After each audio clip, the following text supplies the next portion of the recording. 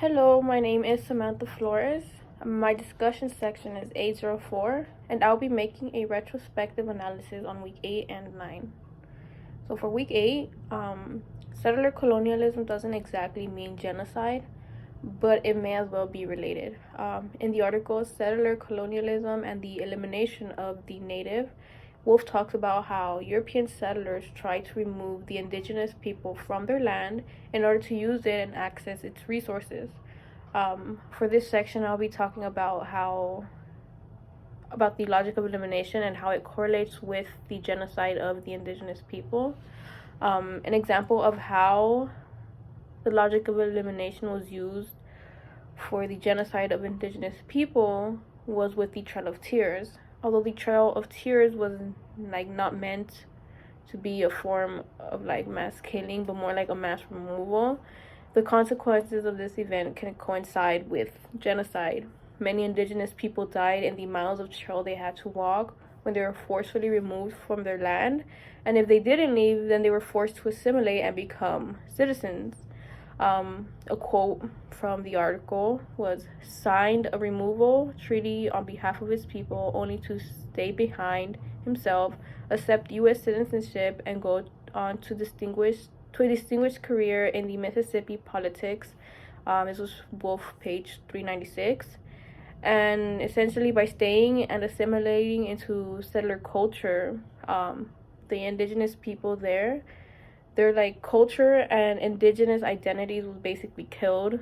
So it kind of coincides with the genocide of indigenous people, because they basically had to get rid of their identities and their culture in order to become American citizens. For section 9, I'll be talking about how white entitlement operated in society to maintain racial inequality. One of the many ways it was maintained was by dehumanizing and criminalizing people of color. One of the many ways they dehumanized and criminalized people of color was by creating the de facto status crime. And one of the many groups that were harshly affected by this term were immigrants, or more specifically Mexican immigrants. And this all started when immigration laws were imposed that restricted the amount of immigrants that can enter the U.S. In the book Social Death, Lisa Marie Cacho states, the imposition of a 20,000 annual quota on Mexico recast Mexican immigration as illegal. This was page 44.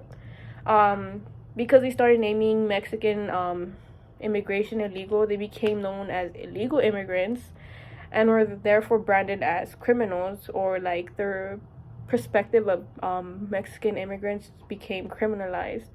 The de facto status crime isn't necessarily a crime that a person has committed. It's more about how their status, be it their race or ethnicity, is already an offense or crime in the eyes of others. So the de facto status crime is more of how some people perceive a group of others. An example of how the de facto status crime perpetuates racial inequality is when it comes to the interactions between people of color and the police. One of the policies that police have is to stop and frisk. And more often than not, the police will stop people of color simply because of their race and ethnicity. And the stop and frisk policy is basically when a police suspects a person is doing something or is carrying something that's illegal or a crime. They have the right to stop the person and question them. But like I said, most of the time these police officers just stop these people simply because of their race, and this correlates with the de facto status crime because the police will view people of color as already criminals, even if they didn't do anything. This can also be seen of how many times the police have accidentally misprofiled an actual criminal with a random person simply because of the color of their skin. This has happened many times. I believe there was a story where a woman was like her door, or the police broke into her house simply because they thought that her boyfriend, her husband was a criminal. But when they looked at the picture, the person, like the criminal, did not look like at all like her husband or boyfriend. But simply because the boyfriend was a person of color, the police immediately thought that this person was the criminal. So yeah, my personal impact reflection. One of the topics that really caught my attention was like the one I mentioned before, and the reason I spoke about it, and that was the de facto status crime. I found it really impactful that my ethnicity and many other ethnicities and races face certain types of inequalities to this day simply because of the color of my skin.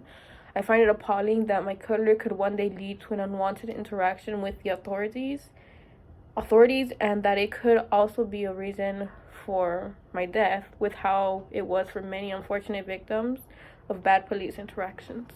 So yeah, thank you.